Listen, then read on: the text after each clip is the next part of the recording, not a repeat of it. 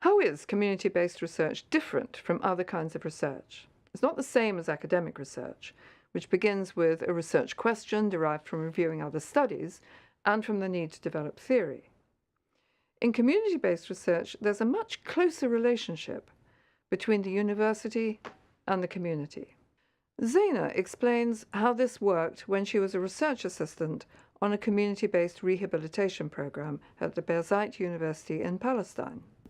This type of partnership and having research that allowed the partner in their community capacity to influence and shape the research meant that the research that is being done is not done only to further knowledge or to further my academic career or to benefit me as a university.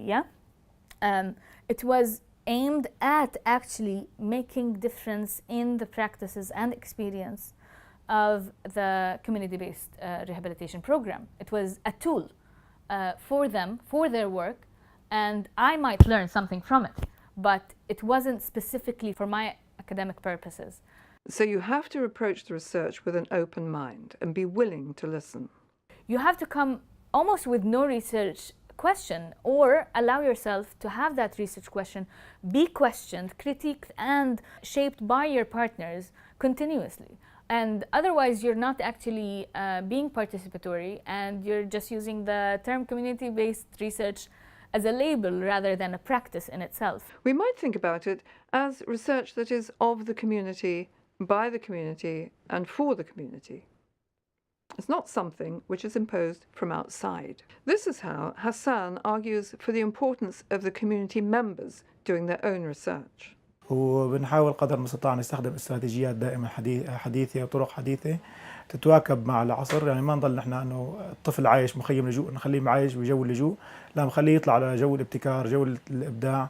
بناخذهم على مراكز، طبعا نحن عندنا مراكز بنعطي فيها كمبيوتر وبنعطي فيها روبوت، يعني نطلعه من جو اللجوء حتى ما ضل انه الطفل انه عايش لاجئ ومخيم وخلاص يضل انه قاعد بس ضمن اطر محدوده. Hassan took a training course on research methods and was then ready to decide on his project. خلال فترة تدريسي كنت أحس في مشاكل، بعض المشاكل مثل أي مكان في بعض المشاكل عند الطلاب، لكن أكثر شيء كان أنا هيك يعني لاقيه صعب عند الطلاب، وحتى أنا بالتعامل مع الطلاب فيه هو الكتابة. بعد ما حددت المشكلة طبعا وراقبت طلابي، سألت نفسي إنه شو السبب، وتناقشت مع زملائي طبعا، أخذت بعض الاستشارات الأسباب مثلا حتى ما يكون رأي شخصي بس. So Hassan began by finding out more about the issues he's chosen and then decided what to do. حطيت شيء اسمه المساعد الطالب.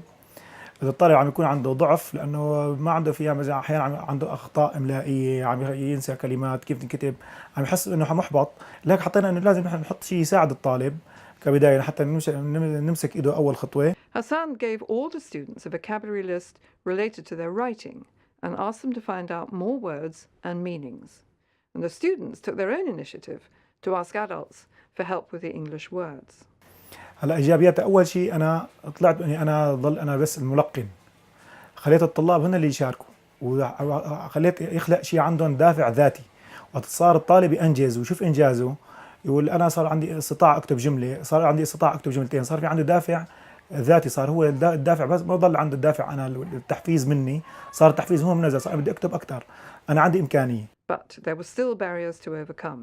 هلا طبعا في مثل أي شغلة جديدة على المجتمع اللاجئين وعايشين مخيمات، أغلبيتهم يعني هي من يعني الأغلبية خلينا نقول إن مناطق مثلا ريفية وعندهم ضعف في اللغة بشكل عام، يعني وعندهم ضعف في شغل، لهيك عندهم دائما في تثبيط معنويات الطالب إنه خلاص هاي الإنجليزي صعبة، خلاص نجاح بالعربي وما بدك تنجح بالإنجليزي. Hassan knows that community, so he knew what to do. بقى نحن صرنا نتواصل أحيانا مع الأهل، وخاصة وقت بيجي زيارات يسألوا عنه أنا ابنك في عنده إمكانية لا تثبط معنوياته. هيك حاولنا إن نغير بنظرة المجتمع لتعلم اللغة الثانية. And did that dialogue with the parents help? وصار الطالب كمان يروح يشوف فرجي أهله الجمل اللي كاتبهم، أو في طلاب صارت تعمل فوكابس ليست وشغلات يعني خاصة فيها تفرجي أهلها كثير، يعني تحفز المجتمع، تحفز أهلهم، أنه فعلا نحن أولادنا قادرين إنه يصيروا. طبعا صار يشجعونا هالشيء يعني يتابعوا. It could be much more difficult for outsiders to come in and make these positive changes, but the teachers are right there in the midst of the community. They see their students every day and can see the learning problems they have. And with a few research skills, they can make a real difference. This is why community-based research is so valuable. طبعا هلا هي كانت ايجابيه بالنسبه لي كمعلم وبالنسبه لنا كطلاب. يعني انا تعلمت شغلات جديده، تعلمت انه انا مو لازم انا استنى حدا يقول لي هي الطريقه صح وهي الطريقه الخطا، لان اكثر واحد انا بعرف طلابي، انا اكثر بعرف طلابي، بعرف امكانياتهم، بعرف المحيط تبعهم، بعرف المجتمع تبعهم. انا اكثر واحد ما رح يجي واحد من برا او مشرف لحتى يزورني مره بالاسبوع يعرف يعطيني الطريقه الصحيحه اللي لازم اتبعها.